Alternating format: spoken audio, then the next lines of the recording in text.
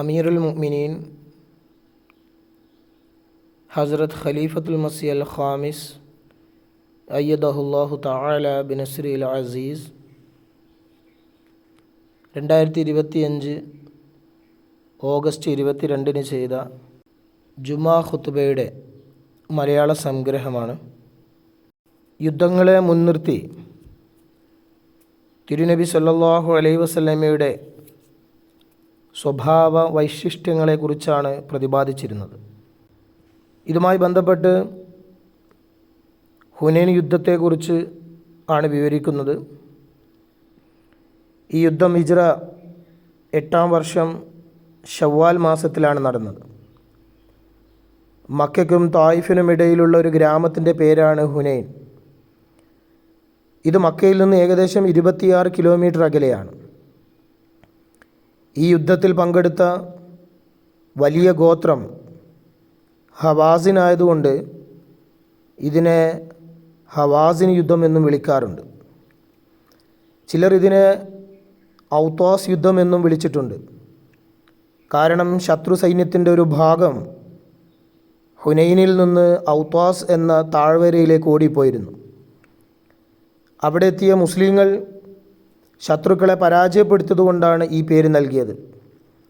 എന്നാൽ മിക്ക എഴുത്തുകാരും ഔത്താസ് യുദ്ധത്തെ പ്രത്യേകമായി തന്നെ വിവരിച്ചിട്ടുണ്ട്.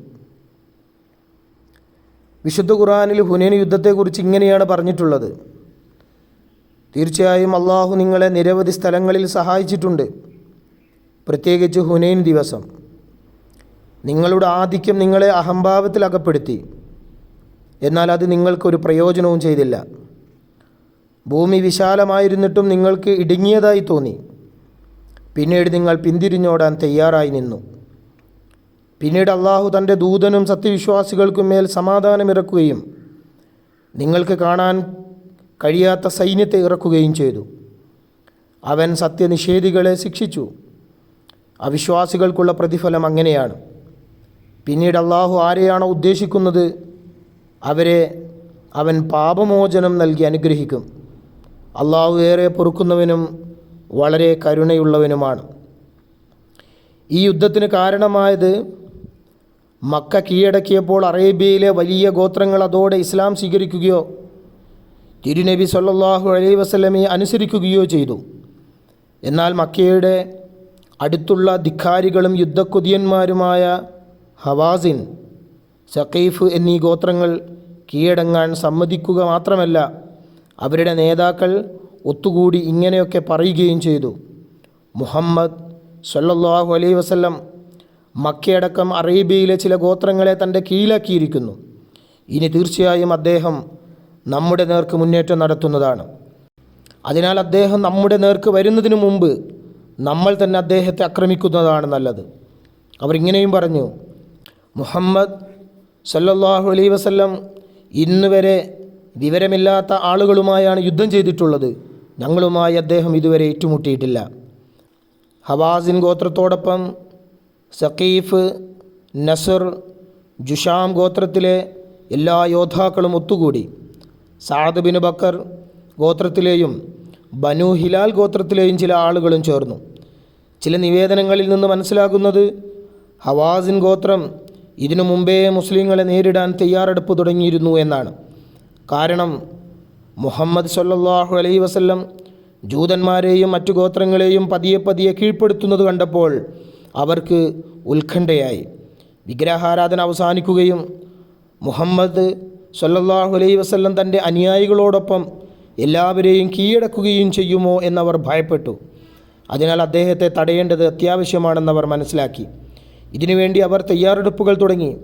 ആയുധങ്ങളും യുദ്ധോപകരണങ്ങളും കൊണ്ടുവരാൻ വേണ്ടി ഉർവ ബിൻ മസ്ഊദിൻ്റെ നേതൃത്വത്തിൽ ഒരു സംഘത്തെ ജോർദാനിലെ ജുർഷ് നഗരത്തിലേക്ക് അയച്ചു. തിരുനബി സല്ലല്ലാഹു അലൈഹി വസല്ലം മക്കയുടെ വിജയത്തിനായി മദീനയിൽ നിന്ന് മക്കയിലേക്ക് പുറപ്പെടാൻ തീരുമാനിച്ചപ്പോൾ ഹവാസിൻ ഗോത്രത്തിൻ്റെ ഈ തയ്യാറെടുപ്പുകളെക്കുറിച്ച് അറിഞ്ഞു. നബി സല്ലല്ലാഹു അലൈഹി വസല്ലം സത്യത്തിനു മുന്നിൽ ചില ആളുകളെ മുന്നണിപ്പടയായി അയച്ചു. ഈ മുന്നണിപ്പട ഹവാസിൻ ഗോത്രത്തിലെ ഒരാളെ പിടികൂടി. അയാൾ ഒരു ചാരനായിരുന്നു. ഹവാസിൻ ഗോത്രത്തിന് വേണ്ടി മുസ്ലിങ്ങളെ നിരീക്ഷിക്കാൻ വേണ്ടി ചുറ്റിക്കറങ്ങുകയായിരുന്നു. തിരുനബി സല്ലല്ലാഹു അലൈഹി വസല്ലം അയാളെ ചോദ്യം ചെയ്തപ്പോൾ ഹവാസിൻ ഗോത്രം വലിയൊരു സൈന്യത്തെ ഒരുക്കിയിട്ടുണ്ടെന്നും സഖീഫ് ഗോത്രത്തെയും കൂടെ ചേർത്തിട്ടുണ്ടെന്നും വലിയ ആയുധങ്ങളും ഉപകരണങ്ങളും എടുക്കാൻ വേണ്ടി ജുർഷിലേക്ക് ഒരു സംഘത്തെ അയച്ചിട്ടുണ്ടെന്നും അയാൾ പറഞ്ഞു. ഹവാസിൻ ഗോത്രം ഇങ്ങനെ തയ്യാറെടുത്തുകൊണ്ടിരിക്കെയാണ് മക്ക വലിയ എതിർപ്പുകളൊന്നുമില്ലാതെ എളുപ്പത്തിൽ കീഴടക്കപ്പെട്ടത്.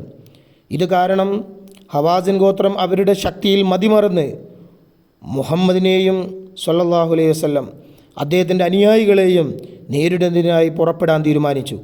മുസ്ലിങ്ങളെ കീഴടക്കി നശിപ്പിക്കാൻ തങ്ങൾക്ക് മാത്രമേ കഴിയൂ എന്നവർ വിശ്വസിച്ചു. ഈ എല്ലാ ഗോത്രങ്ങളും ഹവാസിൻ ഗോത്രത്തിലെ 30 വയസ്സുള്ള യുവ നേതാവായ മാലിക് ബിൻ ഔഫിനെ തങ്ങളുടെ സൈന്യാധിപനും നേതാവുമായി തിരഞ്ഞെടുത്തു. 20,000 വരുന്ന സൈന്യം ഹുനൈനിലേക്ക് നീങ്ങാൻ തുടങ്ങി. ഹവാസിൻ ഗോത്രത്തിൻ്റെ നേതാവ് മാലിക് ബിൻ ഔഫ് ഈ യുദ്ധത്തിന് വേണ്ടി അറേബ്യൻ ചരിത്രത്തിൽ ആരും ചെയ്തിട്ടില്ലാത്തൊരു നടപടിയാണ് സ്വീകരിച്ചത്. സൈന്യാധിപൻ ഓരോ ഗോത്രത്തിലെയും ഓരോ വ്യക്തിയോടും തൻ്റെ വീട്ടിൽ നിന്ന് ഒറ്റയ്ക്ക് പുറപ്പെടരുത് എന്നും ഭാര്യമാരെയും കുട്ടികളെയും മാത്രമല്ല തൻ്റെ വളർത്തുമൃഗങ്ങളെയുമെല്ലാം കൂടെ കൊണ്ടുപോകാൻ ആവശ്യപ്പെട്ടു. സൈന്യത്തിലെ ഓരോരുത്തരും മരണഭയമില്ലാതെ സധീരം പോരാടണമെന്നാണ് അയാൾ ഇതുകൊണ്ട് ഉദ്ദേശിച്ചത്. ഈ യുദ്ധത്തിൽ ജുഷാം ഗോത്രത്തിലെ വൃദ്ധനായ നേതാവ് ദുറൈദ് ബിൻ സിമ്മ യുദ്ധത്തിൽ നിന്ന് പിന്തിരിപ്പിക്കാൻ ശ്രമിച്ചതിനെക്കുറിച്ചും പരാമർശമുണ്ട്. മാലിക് ബിൻ ഔഫിനോടൊപ്പം ആളുകൾ തങ്ങളുടെ സമ്പത്തും ഭാര്യമാരും കുട്ടികളുമായി ഔത്താസ് താഴ്വരയിലെത്തി അവിടെ തമ്പടിച്ചപ്പോൾ വൃദ്ധനായ ദുറൈദ് ബിൻ സിമ്മ മാലിക് ബിൻ ഔഫിൻ്റെ ഈ നടപടിയെ എതിർത്തുകൊണ്ട് പറഞ്ഞു, നിങ്ങൾക്ക് യുദ്ധം ചെയ്യാൻ അറിയില്ല. ഓ ഹവാസിൻ സമൂഹമേ, അള്ളാഹുവാണെ സത്യം, ഈ അഭിപ്രായം ശരിയല്ല. ഈ വ്യക്തി നിങ്ങളുടെ സ്ത്രീകളെ അപമാനിക്കും.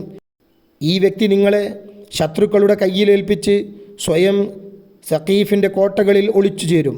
അതിനാൽ നിങ്ങൾ തിരികെ പോവുക, അദ്ദേഹത്തെ വിട്ടേക്ക്. ഇങ്ങനെ അദ്ദേഹം യുദ്ധം ചെയ്യാൻ പാടില്ലെന്ന് ഉപദേശിച്ചു. ഇതിൽ മാലിക് തൻ്റെ വാൾ പുറത്തെടുത്തു. എന്നിട്ട് പറഞ്ഞു, ഓ ഹവാസിൻ സമൂഹമേ, അള്ളാഹുവാണ് സത്യം, നിങ്ങൾ എന്നെ അനുസരിക്കണം, അല്ലെങ്കിൽ ഞാൻ എൻ്റെ എല്ലാ ഭാരവും ഈ വാളിൽ വെച്ച് എൻ്റെ നെഞ്ചിലൂടെ ഇറക്കും, അതായത് ഞാൻ ആത്മഹത്യ ചെയ്യും. ബനു ഹവാസിൻ പരസ്പരം ചർച്ച ചെയ്തു. അവർ പറഞ്ഞു, അള്ളാഹുവാണ് സത്യം, നമ്മൾ മാലിക്കിനെ അനുസരിച്ചില്ലെങ്കിൽ അവർ സ്വയം മരിക്കും. അവൻ ചെറുപ്പമാണ്, 30 വയസ്സായിട്ടേ ഉള്ളൂ. അപ്പോൾ നമുക്ക് ദുറൈദിനോടൊപ്പം നിൽക്കേണ്ടി വരും. അയാൾ വൃദ്ധനാണ്, അയാളോടൊപ്പം യുദ്ധം ചെയ്യാൻ കഴിയില്ല. അതുകൊണ്ട് മാലിക് പറയുന്നത് കേൾക്കുക. അങ്ങനെ അവർ അതുപോലെ ചെയ്തു. മാലിക് ദുറൈദിനോട് പറഞ്ഞു, ഇതല്ലാതെ മറ്റെന്തെങ്കിലും അഭിപ്രായമുണ്ടോ? ദുറൈദ് പിന്നീട് നൽകിയ അഭിപ്രായത്തോട് യോജിച്ചുകൊണ്ട് മാലിക് തൻ്റെ കൂട്ടുകാരോട് പറഞ്ഞു, നിങ്ങൾ താഴ്വരകളുടെയും മലയിടുക്കുകളുടെയും അടിഭാഗത്തൊളിക്കുക. ആദ്യ ആക്രമണം തന്നെ ഒന്നിച്ച് നടത്തുക. അങ്ങനെ ഇസ്ലാമിക സൈന്യത്തെ പരാജയപ്പെടുത്താൻ കഴിയും. തിരുനബി സല്ലല്ലാഹു അലൈഹി വസല്ലമക്ക് ബനു ഹവാസിൻ്റെ തയ്യാറെടുപ്പുകളെക്കുറിച്ച് വിവരം ലഭിച്ചപ്പോൾ അവരുടെ സൈന്യത്തിൻ്റെ അവസ്ഥ മനസ്സിലാക്കാൻ വേണ്ടി ഹസ്രത്ത് അബ്ദുല്ലാഹിബിന് അബു ഹദ്രദ് അസ്ലമിയെ അയച്ചു. ഹസ്രത്ത് അബ്ദുല്ലാഹിബിൻ അബു ഹദ്രദ് അസ്ലമി ഹവാസിൻ്റെ സൈന്യത്തിൽ പ്രവേശിക്കുകയും അവരോടൊപ്പം നടന്ന എല്ലാ വിവരങ്ങളും ശേഖരിക്കുകയും ചെയ്തു. അദ്ദേഹം 1-2 ദിവസം അവരോടൊപ്പം തങ്ങി. പിന്നീട് അബ്ദുല്ലാഹിബിൻ അബു ഹദ്രദ് തിരുനബി സല്ലല്ലാഹു അലൈഹി വസല്ലമയുടെ അടുത്ത് വന്ന് എല്ലാ വിവരങ്ങളും അറിയിച്ചു. അങ്ങനെ തിരുനബി സല്ലല്ലാഹു അലൈഹി വസല്ലം ഏറ്റുമുട്ടലിന് തയ്യാറെടുക്കാൻ നിർബന്ധിതനായി.